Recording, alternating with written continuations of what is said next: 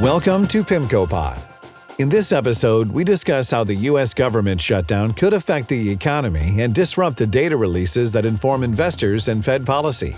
Stay tuned after the conclusion of the podcast for additional important information.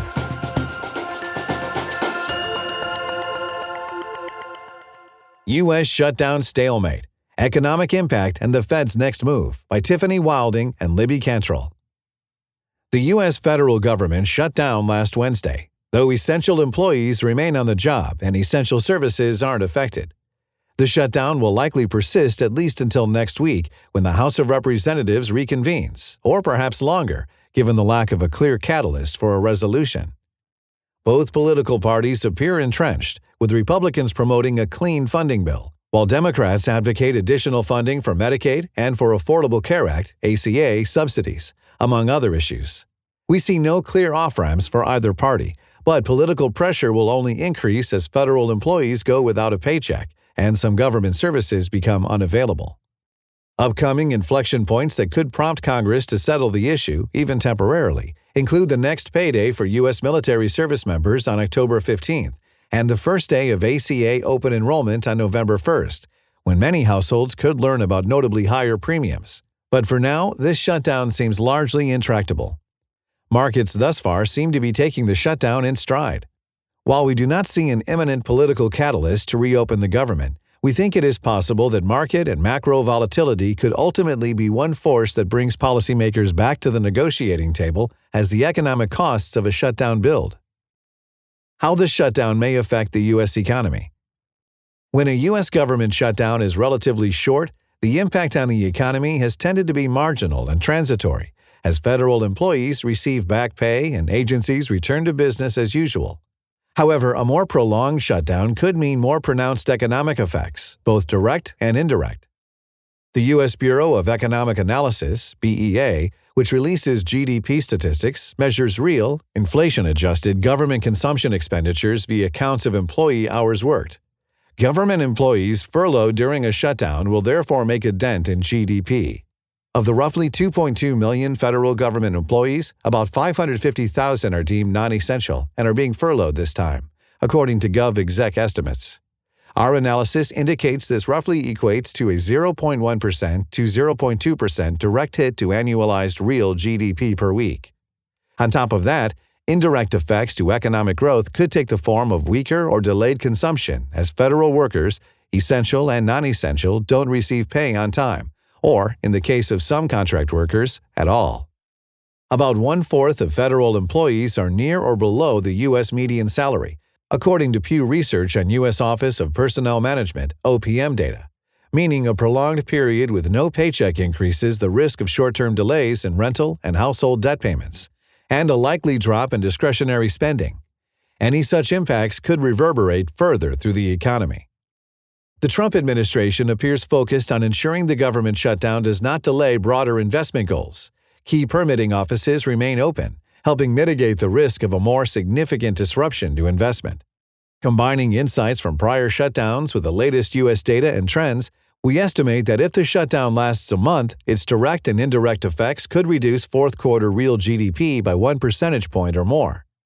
On the flip side, first-quarter growth would likely see a boost as federal employees' back pay flows back into the economy. Data disruption. Another important and potentially market-moving implication is the disruption in economic data releases. Because the government closed last Wednesday, the September jobs report did not come out on Friday. This week has fewer regularly scheduled indicators, but next week, if the government remains closed, the CPI, Consumer Price Index, and retail sales reports will be disrupted. Once the government reopens, the reporting resumes. September data, much of which is already gathered but may need compiling, would likely be released fairly quickly. October data, however, could be delayed or suffer from lower sample sizes. In general, reports that largely rely on human sampling, CPI and the Household Labor Market Survey, for example, could have data gaps if operations are closed for a month or more. Electronic surveys, such as the Establishment Survey or retail sales, would probably take less time to be released after reopening. For context, when the 2013 shutdown ended, the U.S. Bureau of Labor Statistics, BLS, was able to release the employment report only 1 week late, with no notable impact on response rates. But the number of price data points collected in the CPI basket was down about 25%. What the Fed is watching. The delay, or outright lack of September and October government data, would compound the challenges facing the Federal Reserve at its next policy meeting in late October. Fed officials may look to private sector data sources to trace the latest trends in the economy. Examples include employment data from ADP, purchasing managers' indices, and shipping data from U.S. ports. The Beige Book, which gathers anecdotal information on current economic conditions from each of the 12 districts in the Federal Reserve System, could also take on more importance. Themes from the first batch of private sector data released in October were broadly aligned with recent trends, and with a Fed that we expect will continue to gradually cut rates. 2 points stand out to us. Companies generally seem to be offsetting higher tariff costs through tighter expense management, particularly labor reductions among smaller, less resilient firms. The ADP employment report showed an outright contraction in private sector jobs in September and early October. Tariffs are weighing on trade and manufacturing activity, both of which remain stagnant or slightly contractionary. For example, the ISM Manufacturing Purchasing Managers Index remained below 50 in October, and commentary from companies surveyed for the report was downbeat. Shutdown or no shutdown, the signals and the available data suggest to us that the Fed will cut the policy rate again at the October meeting.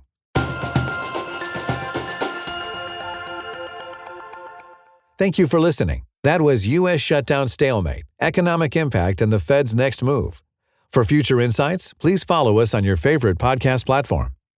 Macro Signposts highlights weekly takeaways from the data analysis conducted by our team of economists and other macro experts. For PIMCO's official views on the global economy, please visit PIMCO.com.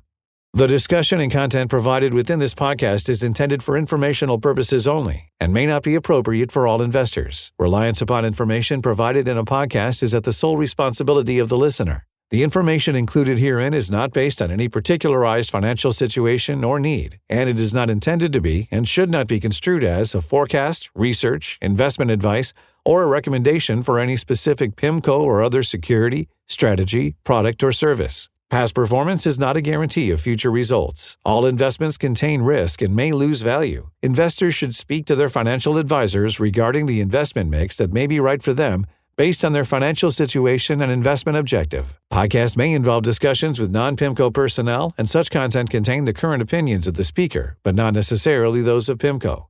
Other podcasts may consist of audio recording of an existing PIMCO article, and such material contains the current opinions of the manager. The opinions expressed in all podcasts are subject to change without notice. Information contained herein has been obtained from sources believed to be reliable but not guaranteed. PIMCO, as a general matter, provides services to qualified institutions, financial intermediaries, and institutional investors. This is not an offer to any person in any jurisdiction where unlawful or unauthorized. For additional important information, go to www.pimco.com/gbl/en/general/legal-pages/podcast-disclosures.